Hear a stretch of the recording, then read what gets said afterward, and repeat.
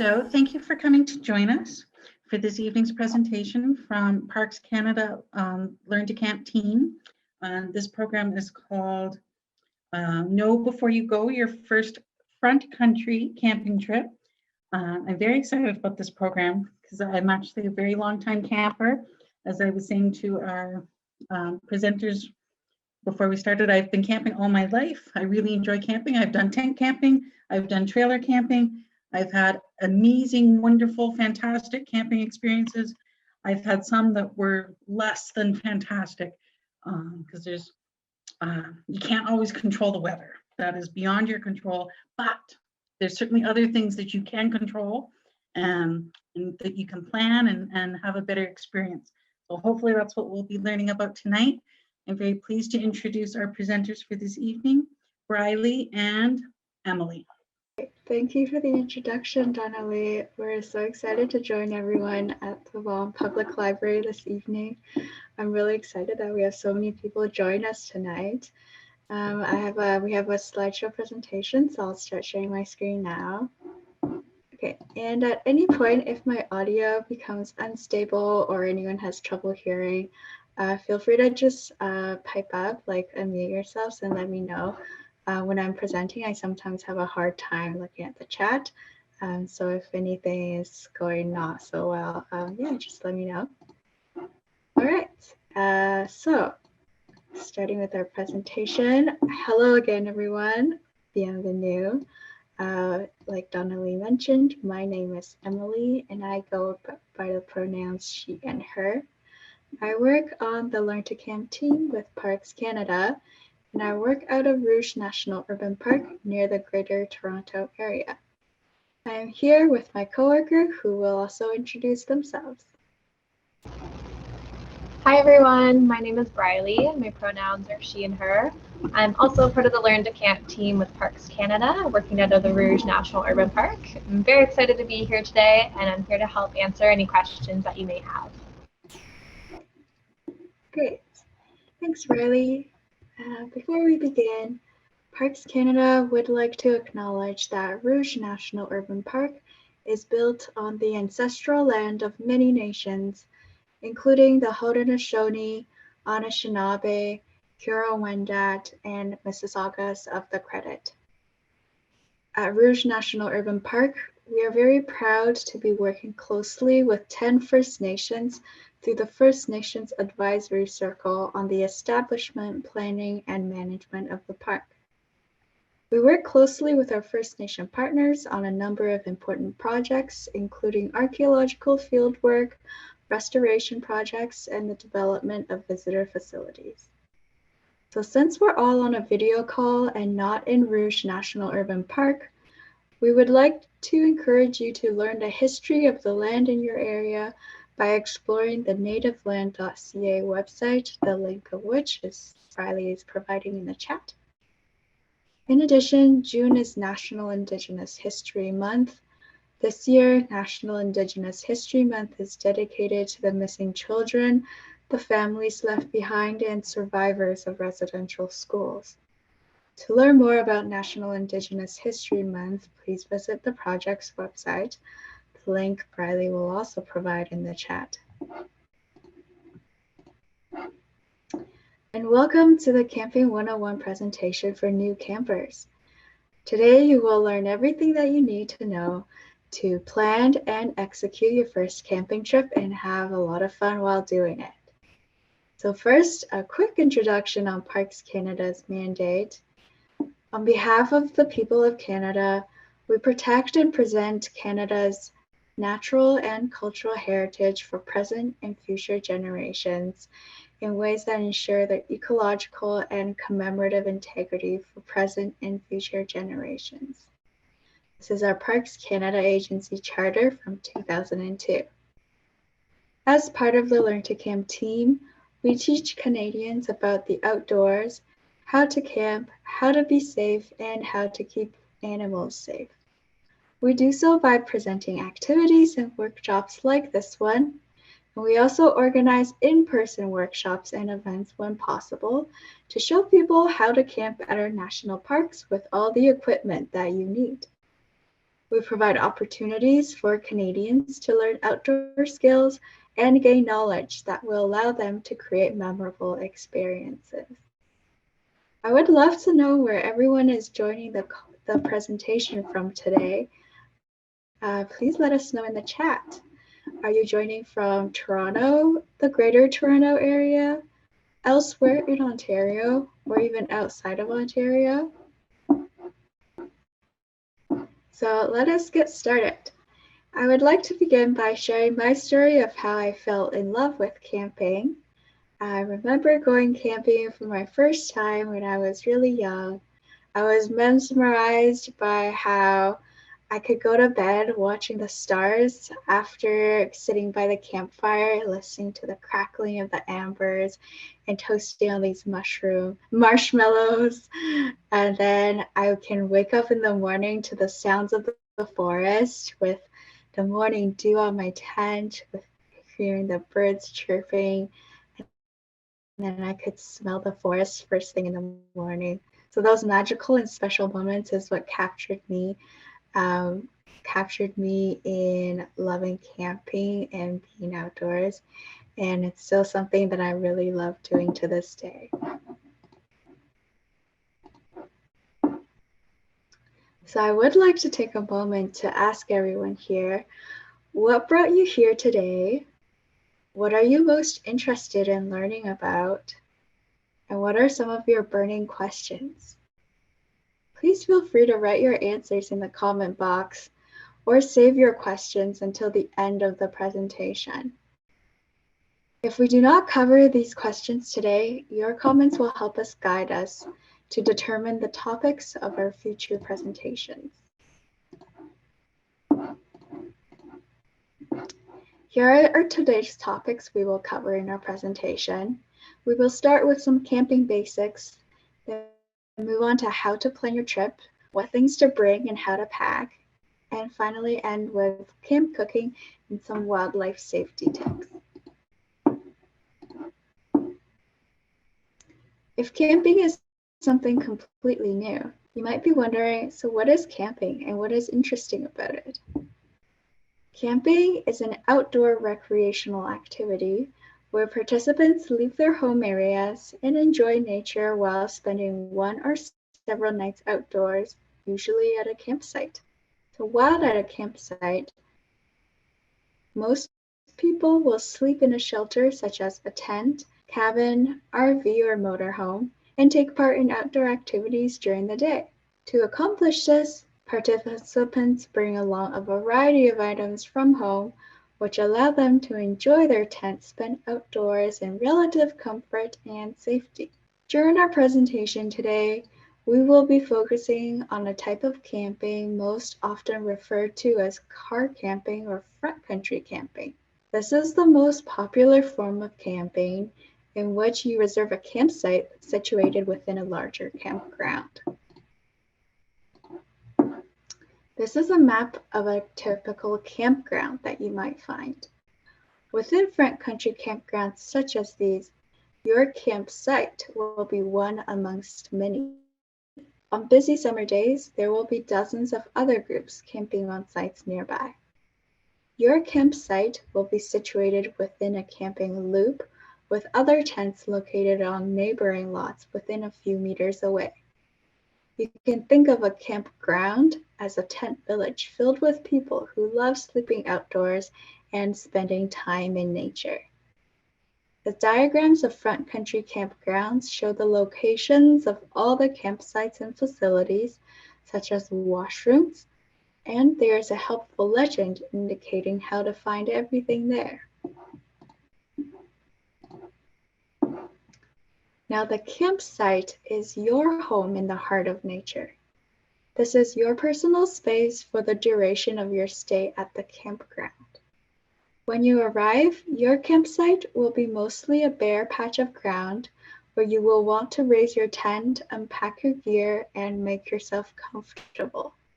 Most campsites will have a picnic table and a fire pit already installed.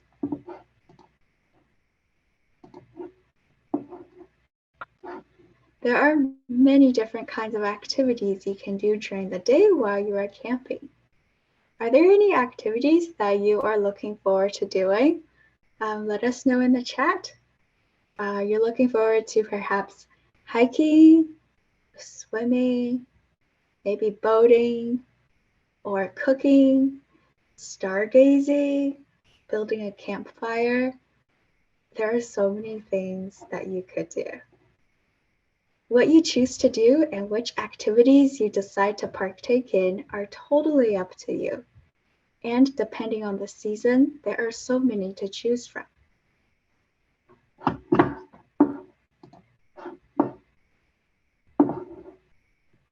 Yeah, fishing and kayaking are so much fun and definitely activities you can do while camping.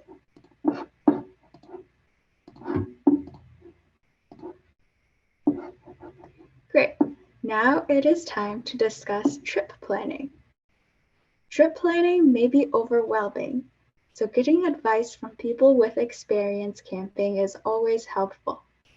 I remember when I went camping solo with my friends for the first time, I talked to many of my family members and coworkers to help me with planning my trip. The staff at stores where I bought our camping equipment from were also super helpful with finding the right equipment that I needed. Building ourselves a network of people who camp is a great way to share our gear and go on trips together. But note that during the COVID pandemic, please practice safe physical distancing and do not plan camping trips with friends and families outside your household. The first thing you should consider when planning your camping trip are the reasons why you want to go camping in the first place. I've already mentioned a few of my own reasons, but now it is time to consider your own. So I would encourage you to take a moment to think about it. What draws you in? Do you want to experience the beautiful and natural landscapes? Are you looking to unplug and relax, or hoping to spend quality time with family? Maybe you are looking for an adventure or simply a new experience. If you would like, grab a notepad or a scrap of paper and write down what comes to your mind. If you know already, please feel free to share in the comment box. There is no right or wrong answer. The reasons why you want to go camping will help guide you in the rest of the planning process. So definitely, camping is a great experience of an adventure, especially if it is your first time. And to experience the beauty of nature and disconnect, definitely. There's no better way than camping where you are in the neck of the woods, and it's a great jumping off point to doing other outdoor activities. It is also a cheap and affordable holiday, exactly. Other than your gear, there is really no extra other costs with camping. And having fun with family, fishing and hiking. All those are such great reasons of why you want to go camping and will help you with planning the camping trip later on. And don't worry if you have never been camping before. With our presentation, hopefully it will give you some ideas about how to plan your camping trip and give you ideas about maybe where you would want to go camping next time. Yeah, thanks for all your great responses in the chat, everyone. All right, so a key consideration in planning our trip is determining what our budget is. So our camping costs include the park entry fees and campground fees, our fuel and transportation, so how we will be getting to the campground and back home, as well as equipment, the gear and items that we will need, and food and drinks. Sometimes maybe we'll also consider the souvenirs and other small, minor purchases we might have. So keeping in mind that depending on the campground and type of campsite, tent camping reservation fees can vary anywhere from $20 to $55 each night. If this is your first trip and you are not yet convinced if camping is something you are ready to invest in, we strongly encourage you to find the equipment you need at home, to borrow from someone you know, or even to rent the necessary items.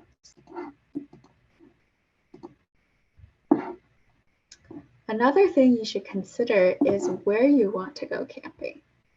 Canada is a big country, but you do not have to go far to find a great campsite. In fact, for your first experience, we recommend sticking close to home, especially if you are bringing kids. So that way, if you need to leave for any reason, home is not too far away. If you search the web, you are most likely able to find many suitable campgrounds within a 2-hour drive distance from where you are. So campgrounds will typically fall into the following 3 categories. There'll be private commercial campgrounds, provincial park campgrounds, and national park campgrounds. With so many options available, it can be daunting just trying to decide on where to go. So this is where getting advice from your friends, family, or coworkers become very useful, as nothing beats firsthand experience. And in deciding where to go, you can consider things such as how far you want to travel, what types of activities do you want to do, what types of services do you prefer to have while camping, and campground access. So we've already dived into a couple of these questions before in the chat.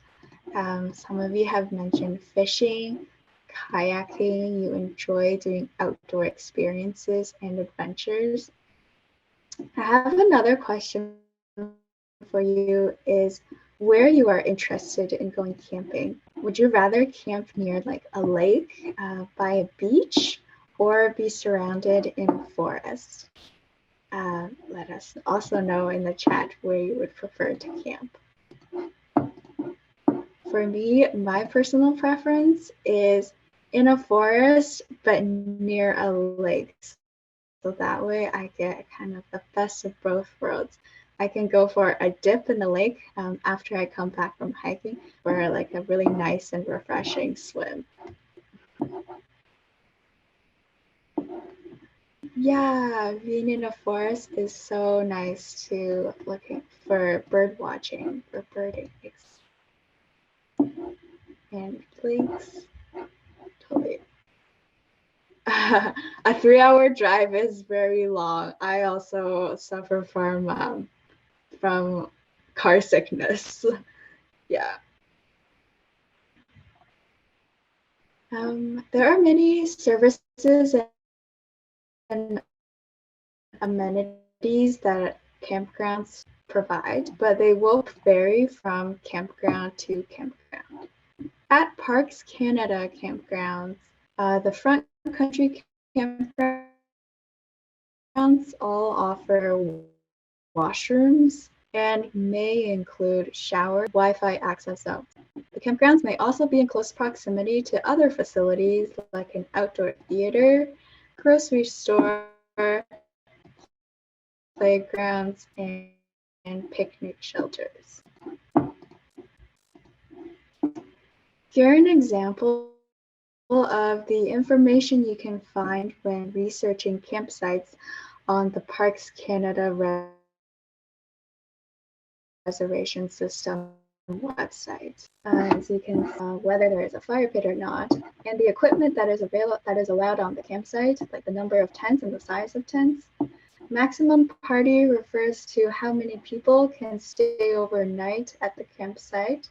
There's the dimensions of the campsite, whether a fire permit is eligible and there is a fire pit, the kind of furniture, outdoor furniture there is, and other kinds of equipment that is allowed, for example, like an RV, and the maximum number of vehicles that can be parked at the campsite.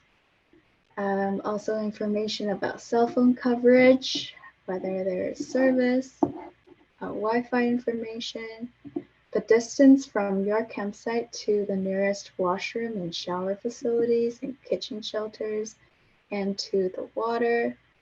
And do take note that at the campsites, all the water are potable, meaning that they are safe to drink, unless there is a sign saying that it is not safe to drink and you need to boil the water. It's information about shade and privacy, generator usage, so this is about electricity, and some information about also playgrounds, beaches, and if it is adjacent to any other campground services. So some campsites might also take reservations over the phone. So explore the website of the campground you are interested in visiting to learn more about what is available and how to make a reservation. Parks Canada staff are there to help you and would be more than happy to answer your questions through email or by phone. Another important trip planning factor is to decide when you want to go and for how long. Generally speaking, camping can be done at any time of the year, but if you are a new camper, we recommend booking your reservations in the warmer months, such as June, July, and August. You can book campsites during weekdays, weekends, or a combination of both. Long weekends are the busiest, and you may have trouble finding available spaces during these times. But once you have some experience, you might want to try camping during shoulder season. So that is the late spring or early autumn when campsites are less busy. Other considerations for timing your trip may include your kids' summer vacation times, the peak bug season, if there's allergy season, or just simply when you can take time off from work or school. And some people might also plan their trips to coincide with natural spectacles like the meteor showers or the annual bird migration.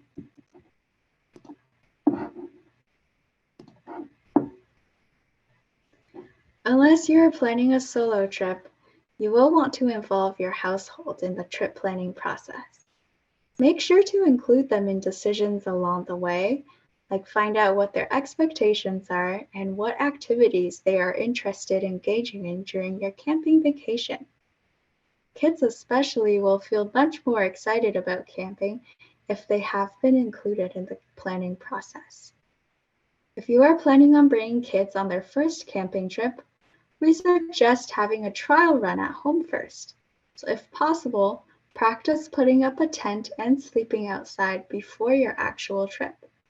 And that way, kids will know what to expect and you will uncover any potential obstacles before leaving home. Knowing who is coming will also guide you to know what you should pack to bring with you.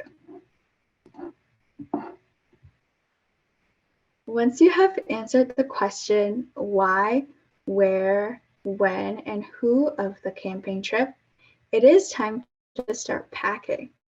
But where should we start? So remember to consider the answers to the previous questions as they will help guide you to help you decide what to bring.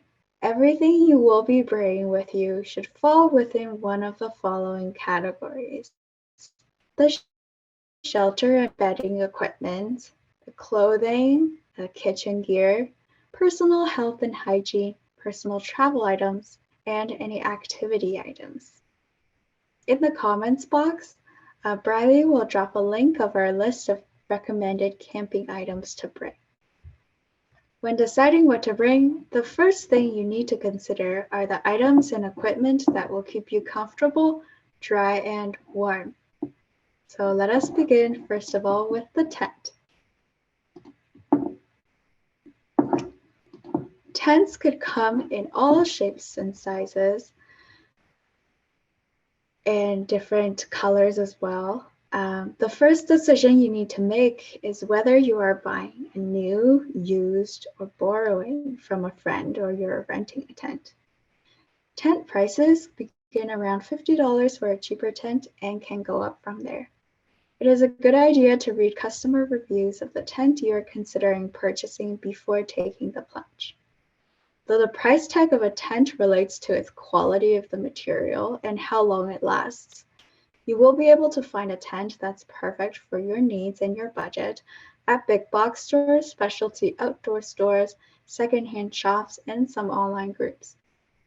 And when deciding the size of the tent, think about the number of people, the space you need, and what you want to store in the tent with you. The advertised size of the tent is almost always too small, so try to aim for 1 or 2 person sizes up. The majority of cheaper finds you find are designed only for use in the summer and will not stand up to severe weather conditions. So if you do choose to go camping in the shoulder seasons, make sure you look for a tent that is specifically designed for 3-season use. So no matter how or where you obtain your tent, always check that the tent is in good condition by looking at the zippers, poles, pegs, and ring flags. Check that there are no dark spots due to mold, no strange smells, the zippers are intact, and the poles are all in good shape. And lastly, do not overlook the tent's flooring. If possible, try to choose a tent with a good, strong floor. But regardless, it is always possible to reinforce the floor by adding a tarp underneath your tent or by purchasing a tent footprint if there is one available for your selected model. The tarp or footprint will go between the bottom of your tent and the ground that your tent is placed on.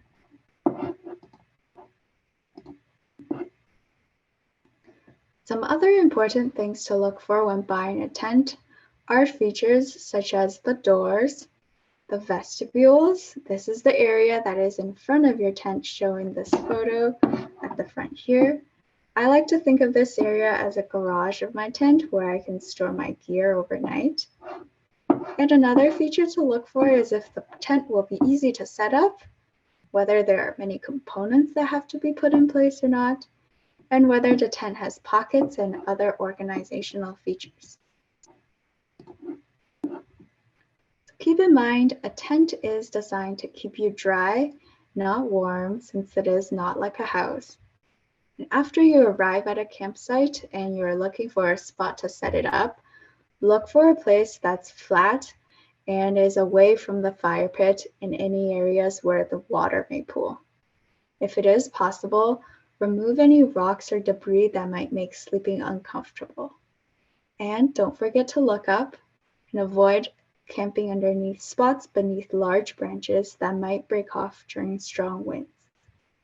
And as much as possible, keep the zippers closed to keep the bugs out of the tent. It might be helpful to establish a rule that everyone remove their shoes before coming into the tent. This prevents the dirt and pebbles from entering the tent. And to prevent that, it is also a good idea to bring a small portable broom and dustpan to sweep up just in case. And if you decide to put a tarp under your tent, make sure it is folded so that its edges do not extend beyond the outside edge of the tent. If the tarp extends too far beyond the tent's edge, the morning dew or rainwater might collect and pool underneath the tent.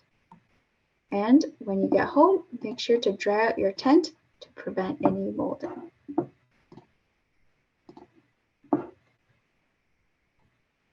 Like tents, sleeping bags come in a wide assortment of varieties as well. The most important factor to take note of is its temperature rating. A sleeping bag's temperature rating tells you the lowest temperature that the bag is intended to keep the average person warm. These ratings assume that you are using a sleeping mat for insulation and are wearing pajamas or a base layer of clothing inside the sleeping bag. So it is best to aim for a temperature rating a few degrees lower than the nighttime temperatures you are expecting to be camping in. If you do not want to spend extra money on a warmer sleeping bag, you can always bring blankets for extra warmth. And for country camping, this is an easy and very affordable solution for families. Most first-time campers should consider choosing a synthetic sleeping bag because they are much cheaper and can usually do the job of keeping warm just as well as a down-filled sleeping bag. Down-filled bags can be lighter and more compact, but they are more expensive and you cannot get them wet. And in terms of the price range, the cheaper adult sleeping bags begin around $20 and go up from there. The quality, durability, weight, material, and warmth of a sleeping bag will all vary depending on the budget. And moving on to sleeping mats. This is essential for keeping you warm during the night. Sleeping mats prevent you from losing body heat to the ground and add a layer of padding for comfort. Foam mats are the least expensive. They do not compress and need to be rolled up for storage. But an easy way to store them is having them unrolled under the bed. A good idea for beginners who do not want to spend too much on mats, and as these start around $20. Air mattresses are most common, but they are large and heavy. They require a separate pump and often spring a leak after only a couple uses. They may also be an option for beginners, and they start around $20.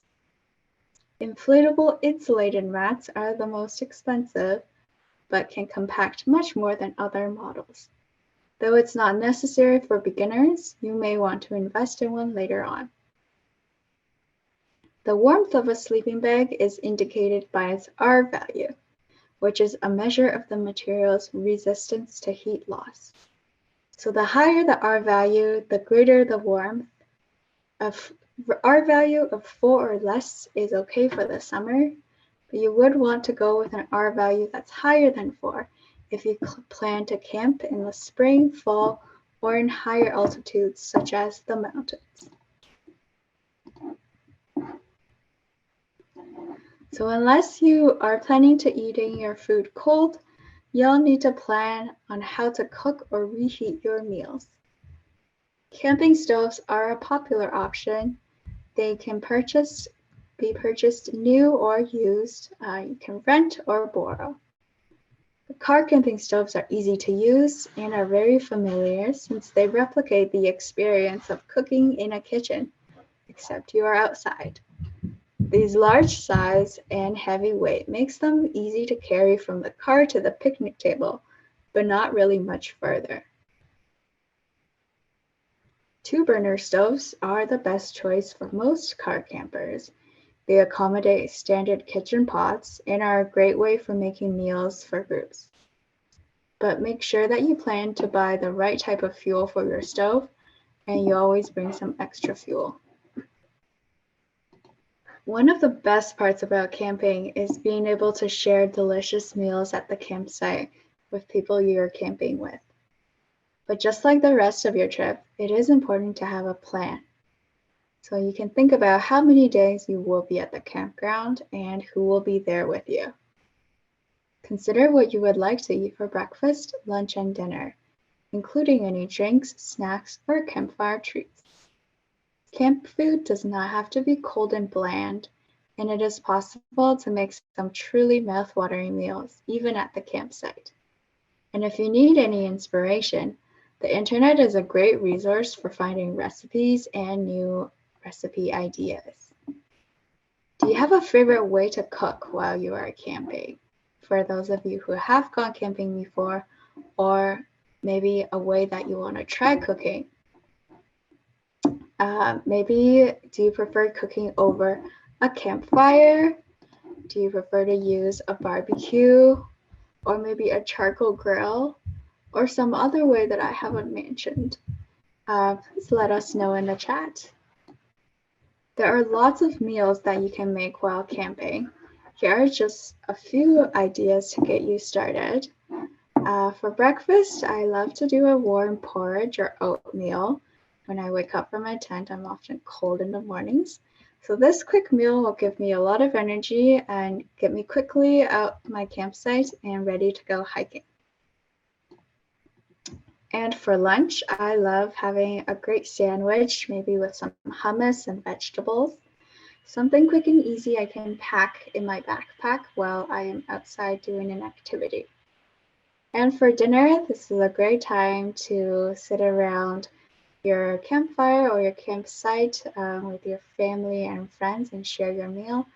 So we might do something like rice or noodles or pasta with some sauce that we have prepared in advance from home.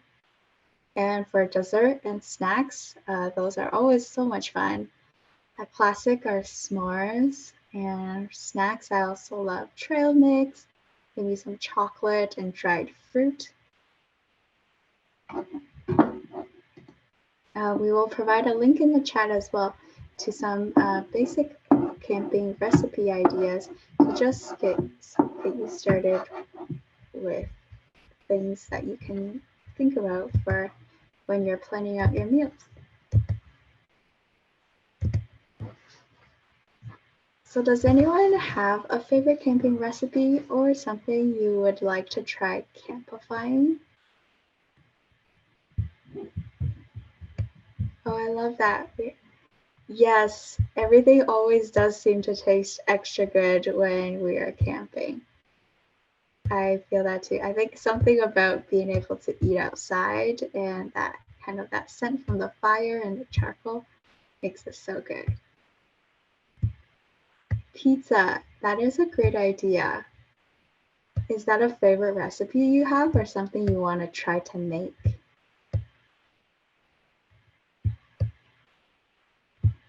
I think campfire pizzas are a lot of fun to make. You can sometimes take like pre-made pizza dough or pita bread and then have tomato sauce and put all your toppings on it. Try to make, okay, yeah, definitely. So you can take like pita bread or naan bread, and then if you have some pre-made tomato sauce or pasta sauce from the store, you can pour that on. And then you have your grated cheese and any other toppings you like. And then you can kind of put that in on the fire. Maybe it would help to cover it a bit, dome it with some tin foil. That's an idea.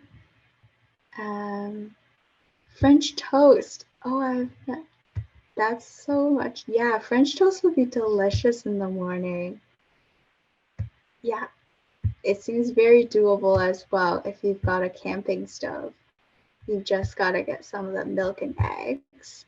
And you can bring milk and eggs along in a cooler with you. So French toast might be like a great first day of camping breakfast.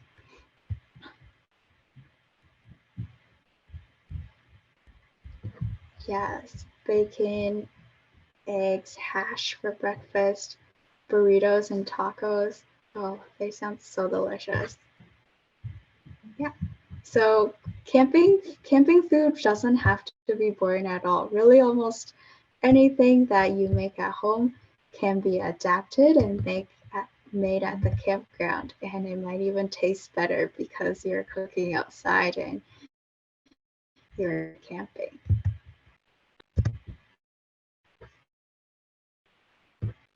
So with whatever you do decide to bring with you while you're camping, one of the best suggestions we can give you is to prepare as much as you can before leaving home. The more that you do in advance, the less you will have to do at your campsite. Doing some extra prep at home in the comfort of your own kitchen will make your trip much more enjoyable. Some of our suggestions include to chop and marinate your foods, to pre-cook your meat, you can bring instant dishes, and prepare your meals beforehand if you can. Don't forget to bring a lot of snacks. With campfires, there are considerations for cooking, the fire pit, fire ban, and fire permits. When you're cooking over a campfire, consider bringing something to grab your pots with as they'll get very hot. And don't bring your best pots and pans. Perhaps you may not even need a pot and pan, you can just use some roasting sticks and tin foil.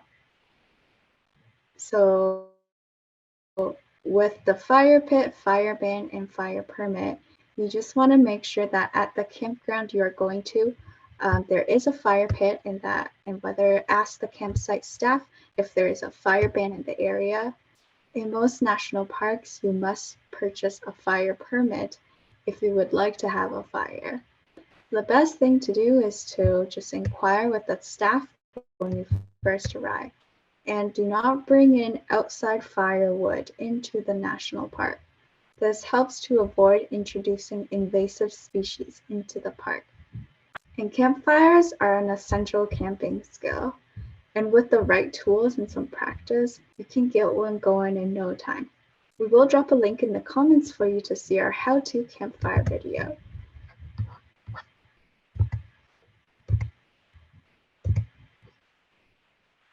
Now we're going to move on and talk briefly about wildlife safety tips. While at the campsite, we want to make sure to keep our areas clean and to put wildlife attractants in our car, in a bear box, or a food safety locker when they're not in use. This includes all items with a scent, such as food, personal care products, dishes, garbages, anything with a scent. Tents are not a safe place to store food, since animals can easily tear through the tent wall to find delicious morsels. And when we're talking about animals, we are not necessarily talking about the large, dangerous mammals such as bears or lynx, but rather squirrels or raccoons that are more common in some areas and are used to being fed. Anything with a strong or delicious smelling odor will attract unwanted attention from animals that might lead to a dangerous encounter. A bear campsite is one with no food or scented items that are left unattended at the campsite. So keep the food and scented items in your car at night or in a food locker provided at the campground. It is important to pack everything away and never leave your food unattended at your campsite. Leaving food out is serious because it will attract animals and it is dangerous for the whole campground. Whenever you go into wild areas, try to travel in groups as you will be making more noise. In a bear country, a group of 4 or more people is preferable. Most of the time, if you are hiking in a group, you will naturally be making lots of noise from talking. So make sure that you are making noise, especially if you're going around a corner. This alerts of any animals of your presence so that you do not startle them. When you encounter wildlife, you should always try to stay at least 100 meters away. This will ensure your safety and others. And while out, look for clues that you are getting too close to the animal, such as changes in their behavior, like they will raise their tail. To help you remember how much distance we need, we came up with the thumb rule. If you have your thumb out in front of you at an arm's length, but you cannot completely cover the animal with your thumb, such as in the left photo, then you are too close. In that case, you must slowly move and back away from the animal until you get to the right side of the photo where your thumb can cover the animal. And if you encounter an animal on the road, remain in your car.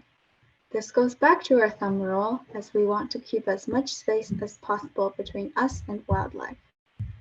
And please do not stop for bears or other large mammals. This can cause traffic accidents and can be dangerous for humans and wildlife. Help us keep the wild in wildlife by giving animals lots of space. This is one of Parks Canada's main objectives. Wildlife that becomes comfortable around humans pose a huge safety threat both to themselves and to people. Also, remember that it is against the law to feed any wildlife, even if they are cute and seems harmless, like this squirrel. For more information, please feel free to browse our website and to follow us on social media. And if you have any questions, you can send us an email or call us.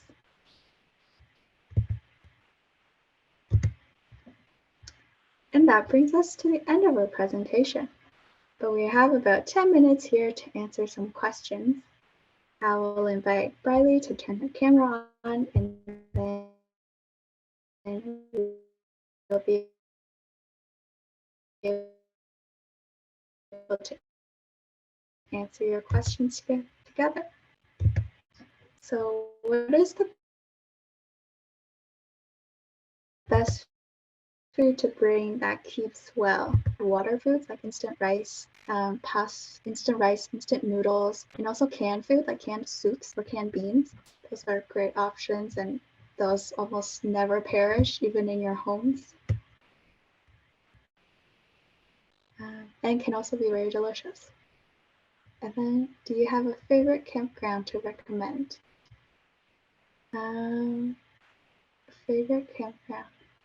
Well, I wanted to visit the Glen Rouge campground in Toronto just because of its distance to Toronto, but unfortunately it is under renovations for this summer. Should you put out the fire before going to bed? Yes, you must put out the fire before bed. You cannot leave a fire unattended at your campground.